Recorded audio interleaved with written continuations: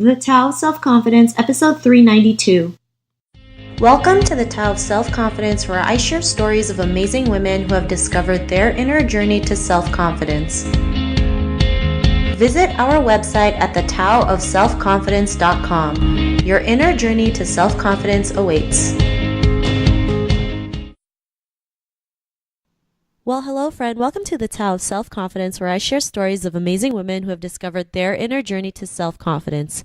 I'm your host today, Sheena Yap Chan, and today I have a phenomenal lady on the show today. She is a singer, songwriter, and she has an album coming up later on this year, and I'm just really excited to have her on to share her story on self-confidence. So without further ado, I'm going to introduce you to Priscilla Liang, also known as Priska. So Priscilla, how are you today? Maybe you can fill in a little bit more by yourself to our listeners. Hi, Sheena. How's it going? It's great to be on the show. I'm super excited. Yeah, it's been quite a journey to get to where I'm at today in terms of, being very comfortable with who I am and, comfortable with the music that I'm doing. Obviously, I have a lot of insecurities that still crop up, but I think I'm much happier with where I am today than I was maybe like 5 or 10 years ago. Awesome. Well, thanks for sharing that. And Priscilla, what's your cultural background? I'm Taiwanese-American. Both my parents were born and raised in Taiwan and then came across to the U.S. My dad in his mid-20s and my mom in her late teens. Thanks for sharing that. And what would be your favorite self-confidence quote? So I don't know that I have like a good Oprah-ready quote or anything, but I think one of the concepts that I've lived with and that has helped me a lot is, just before you go into any room, take a minute to gather yourself and try to be as much you as possible, like when you go in. And I think it takes me a second to gather myself because when I just go in, I'm such like a people pleaser. I'm going to try to be anything and everything that people want me to be. But I've found that if you just take a minute, you just take a moment to just kind of center yourself and remember who you are, and then just go into that room being exactly who you are and as much as who you are as you can be. I found that to be a really helpful kind of mantra. Awesome. Well, thanks for sharing that mantra. I think it's great too. I mean, we all go through, right? We all want to be like the best and kind of impress everyone, not realizing like we can just be ourselves and people will love us either way. So I really love that you mentioned that. And well, I think what I found is the more you're yourself, the more people are at ease with you, because I think the more you're trying to be something or be someone, people can feel the edges of that artifice no matter how good you are at it, and I think I went through this frustrating process of in my head, I was I'm trying to be everything you want me to be. I don't understand why I'm still not being accepted, but it's kind of you have to take the opposite approach. You know what I mean? Yeah, I totally agree with you. So thanks for sharing that. And Priscilla, in your own words, how would you define self-confidence? Self-confidence, in my own words, I would say that it's just being at peace with yourself, where things like external forces can't really rock that boat, that you're at this great equilibrium, at this good balance, where you are just happy and at peace with who you are. And I mean, I don't think that self-confidence is necessarily or having self-confidence, I don't think that's necessarily a destination, but I do feel that it is a constant review and reassertation of who you are and where you're at, and it's kind of what I love about being a human. It's that we're never perfected, we're never done learning, and one day you might be, I'm totally self-confident today, and the next day you might find yourself struggling. But it's the fact that it's kind of like yoga, right? It's not about getting the pose right, but it's about the process of constantly reapproaching that pose.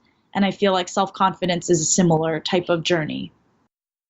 Thanks for sharing that, Priscilla. And I totally agree with you when it comes to self-confidence. It's like this forever journey that we go through because we're always going to go through different, obstacles, face, different things that will help us prepare it and kind of overcome it and helps us become stronger and more confident in the process. So thanks for sharing that. And what was your life like before your discovery of self-confidence? Oh man, Sheena, I was definitely crippled by insecurity. I think I was just so nervous and so anxious that I wasn't going to be liked. I grew up in junior high and elementary school. I was bullied for a number of years. And I think that just messes with your self-worth. It messes with whether, you'll ever be accepted by your peers. And my automatic assumption was that people were not going to accept me and that people were not going to like me and that I had to work really hard and be someone really different in order to be liked. And I think those were all lies that kind of piled up over years of being bullied, which was, I think even now I'm still unlearning a lot of those things. And so I would say that in college, even when I really started to make healthy friendships and really develop my persona and my personality, it was still such a struggle to kind of mediate these two sides of myself. One side who was learning to love myself and the other side who was still like really believing all those lies of self-hatred. So I feel really fortunate for that whole journey. It was tough in a lot of ways, but I'm appreciative of where it's brought me now, and I'm appreciative of how it's allowed me to relate to different people as well.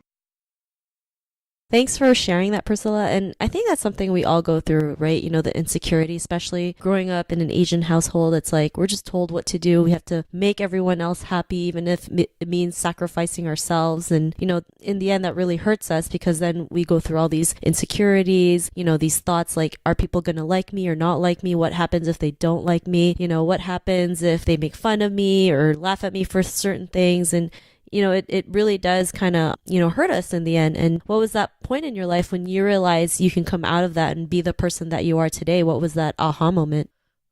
I think for me, it was just kind of realizing that I'm okay just the way I am. And I think it took, for me, it was going abroad to study. And so I went to Cambridge, maybe after my second year of college, and I got to go and study like film theory there. And it was just like an awesome experience, mostly because I think like when I'd gone to college, I had changed and grown a lot and learned a lot, but I hadn't really changed my environment very much at that point. So going abroad and going somewhere different and then just finding that people were taking a liking to me just because of me being who I am was huge. You know, I was brutally made fun of all throughout junior high, and throughout high school I had a really hard time making any girlfriends whatsoever because I had a tough time trusting girls, and I think I just didn't know how to relate to people very well at the time. But you know, growing up a little bit, going through college and learning a lot of like just kind of interpersonal skills too. Once I went to Cambridge, I was able to kind of just be myself and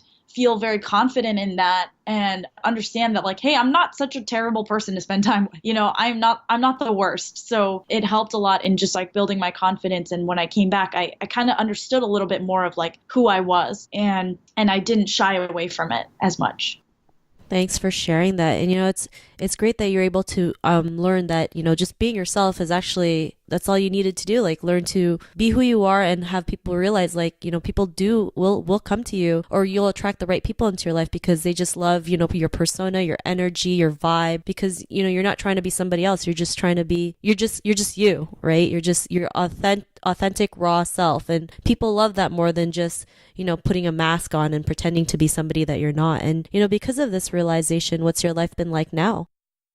You know, it took a really long time from that aha moment, you know, point in time. I struggled a lot in like my friendships, in how I was on stage as a singer. I struggled a lot with self-image, and even in relationships. I was definitely in a relationship where he treated me poorly, but I didn't even recognize that he was treating me poorly because I personally had such a low view of myself. And so that was kind of a pretty sobering realization. So I think it came off in layers after the, you know, quote unquote aha moment. But I think now, you know, I'm in my late 20s now. I think that I just feel like, you know, if someone doesn't like me, that's fine. That's, you know, that's okay. I'm just living my life. I'm enjoying it. And I keep people close to me that know who I really am and who are genuine and accept me for exactly who I am. And if I have to put on a show or put on airs, you know, in front of people that I'm close to, then I recognize that as problematic really quickly.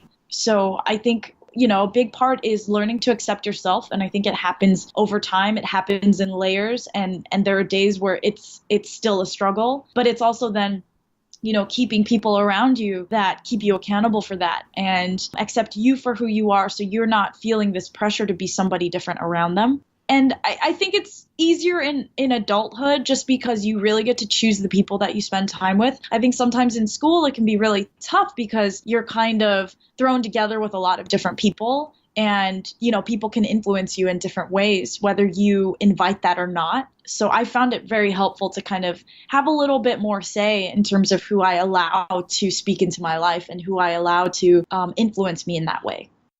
Thanks for sharing that. And, thanks for also sharing those awesome tips. It's so important. The people you surround yourselves with are the people who are always there for you, who support you no matter what happens.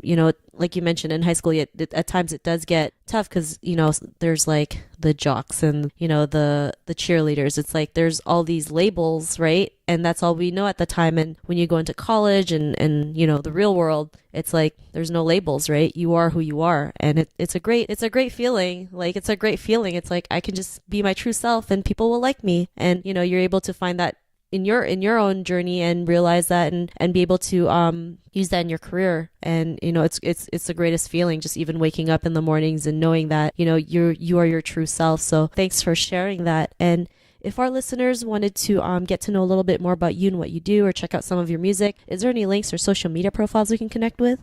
Sure, yeah, you guys can come find me on Instagram or Facebook or Twitter. I'm probably the most active on Facebook and Instagram. I'm at Priska Music, so that's Priska Musik. Come find me. I'm a really avid liker. I love starting just relationships with friends on social media. So please come and find me.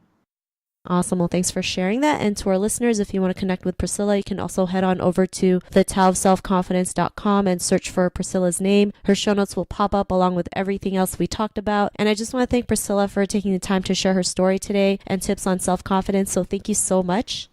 Absolutely. Thanks so much for having me. This was really fun. Not a problem. It was an honor having you on the show. And to our listeners, be on the lookout for another new episode of another amazing woman's journey to self-confidence. And we'll talk to you soon. Bye for now.